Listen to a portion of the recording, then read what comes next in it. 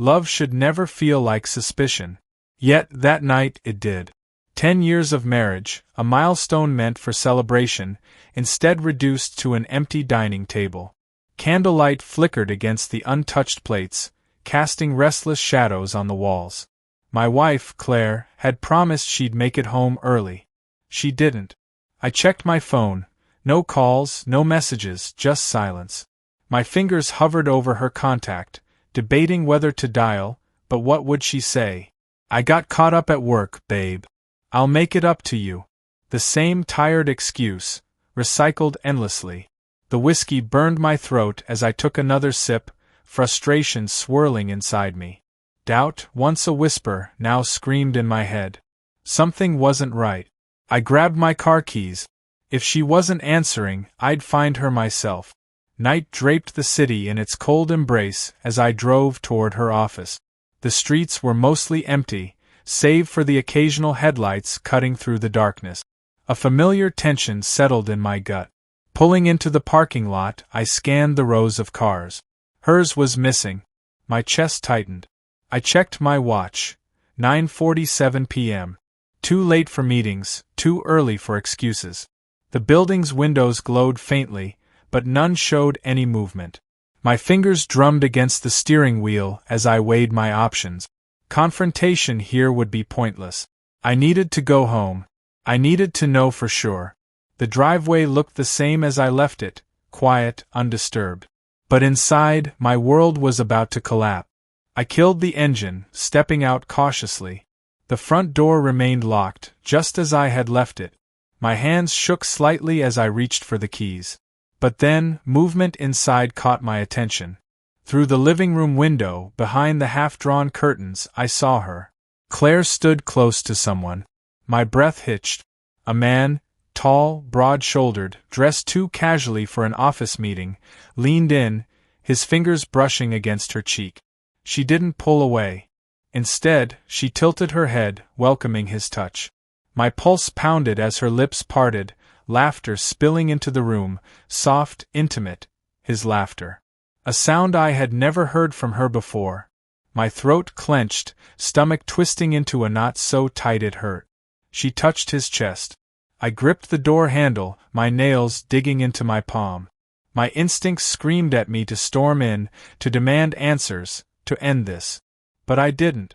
I just watched. I watched her run her hands over his shoulders. I watched her pull him closer. I watched as she let another man hold her the way only I should have. Every second felt like an eternity. The warmth of our home, the memories we built, everything crumbled in an instant. Then they moved. Claire led him upstairs. Our bedroom. My sanctuary. The place where she once whispered she loved me.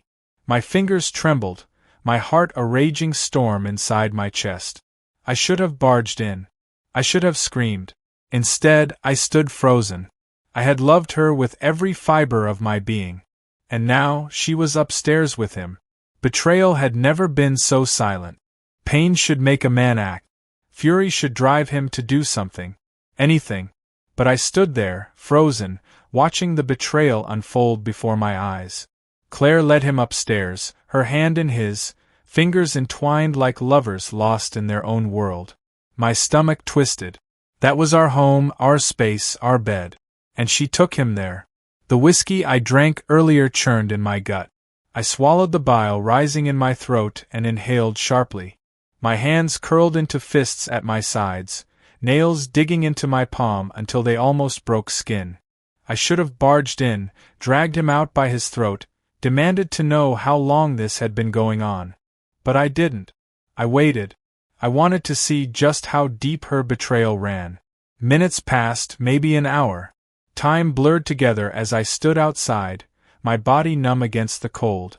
Every light in the house felt like a mockery, illuminating their sin while I drowned in darkness. Then, footstep. My breath hitched.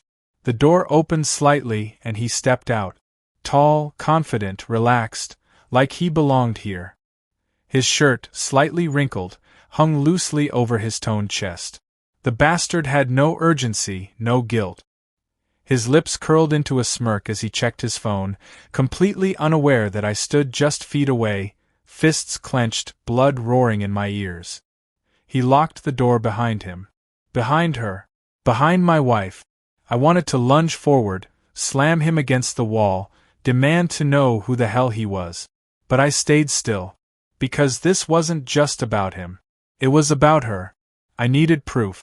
I needed to see what she would do when she thought no one was watching. A minute later, Claire emerged at the top of the stairs. She was wearing my robe. My damn robe. The one I had bought her last Christmas because she said it made her feel warm, safe. Now, it clung to her like a souvenir of their sin. She walked toward the mirror in the hallway, touching her lips. Was she replaying every moment? Every touch? Every moan? My nails dug deeper into my palm. She adjusted her hair, inhaled deeply, then reached for her phone. A message. I pulled out my own device, heart pounding, waiting for my screen to light up. Nothing. Her fingers moved quickly, texting someone. Him? Another lie? Another excuse? Then, finally, she sighed and turned away, disappearing into our bedroom. The bed she had just shared with him. I unlocked the front door slowly. The scent of betrayal lingered in the air, cologne, sweat, sex. Claire must have heard the creak because by the time I stepped inside, she was standing in the hallway, staring at me. For a second, she looked guilty. But only for a second. "You're home early," she said, voice calm, perfectly composed. I stared at her. The robe. The way her hair was still slightly tousled. The way her lips were swollen. Lust had stained her, and she didn't even bother to hide it. Anniversary dinner, I reminded her, my voice hollow. She hesitated, then forced a small, apologetic smile. Work ran late. I lost track of time. Lies. Bold. Brazen. Effortless. I stepped closer, watching her carefully. Her shoulders tensed just barely. The scent of another man clung to the air between us. She hadn't even showered. Did she think I wouldn't notice?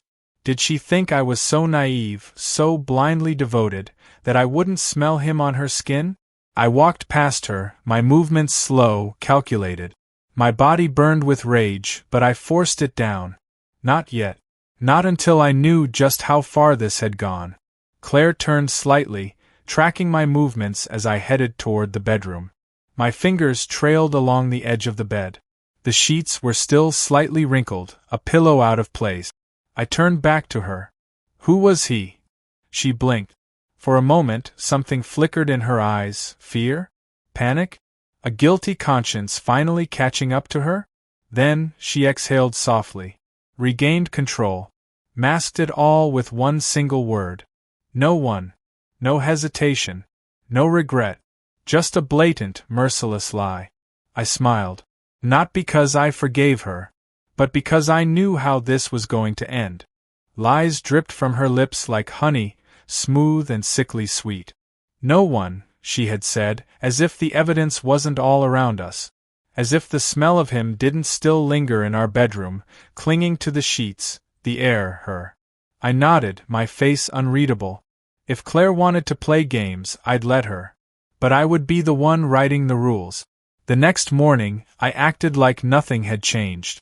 I kissed her cheek before she left for work. She smiled, running a hand through my hair, whispering, "I love you." I nearly laughed. Instead, I watched her walk out the door, disappearing into the world where she thought she could keep her secrets buried. I wouldn't confront her. I would expose her. By noon, I had everything I needed. Her text messages, pulled from our shared phone plan, painted a picture I had ignored for far too long. A name, Ryan. Their conversations dripped with lust. Late-night confessions. Promises to see each other soon. Descriptions of what they did when they were alone. Every message was a dagger to my chest, each word slicing deeper than the last. Claire, I can't stop thinking about last night. I can still feel you on me. Ryan, you should have stayed. He wouldn't have known. Claire, soon. I'll find another excuse. I gritted my teeth. Another excuse. Just like our anniversary. Just like every other night she came home late. My fingers clenched around my phone. I had enough proof to tear her world apart. But I wasn't done. That evening, I prepared everything. Cameras, hidden carefully. Audio recorders tucked away where she wouldn't look. If Claire thought she was untouchable, she was about to learn otherwise. By the time she came home, my expression was unreadable. "Hey babe," she greeted, pressing a soft kiss to my lips. I let her pretend everything was fine. "How was work?" I asked, my voice steady. She hesitated for only a second. "Exhausting. Meetings all day." I smiled. "Sounds rough." If only she knew what was coming. 2 nights later, she gave me another excuse. "Corporate dinner," she said, slipping on a red dress, one I had never seen before. "It's important. You understand, right?" I nodded. "Of course." Her relief was too obvious. She thought she was winning. But she had no idea that as she kissed my cheek and walked out that door, I was already 1 step ahead. I followed her. She didn't go to a restaurant. She didn't go to a meeting. She went to him. Through the windshield, I watched her knock on his door. Watched him pull her inside with greedy hands, their bodies already tangled in a feverish embrace before the door even closed. I tightened my grip on the steering wheel. I could have burst in right then, dragged her out screaming. But I didn't. I pulled out my phone, checking the live feed from the hidden camera I had placed in our bedroom. Because Claire had made one fatal mistake. She thought she had covered all her tracks, but she forgot the most important one. Me. Betrayal has a sound. It's the quiet gasp of a wife undressing for someone else. The rustle of sheets that don't belong to him. The hushed moans whispered in the dark while her husband watches from afar. I sat in my car, phone in hand, staring at the live feed from the hidden camera in our bedroom. Claire wasn't home. But she had been. With him. Their lust still clung to the air, thick and undeniable, as my screen flickered with every second of their treachery. I watched her touch him the way she used to touch me. I saw her smile.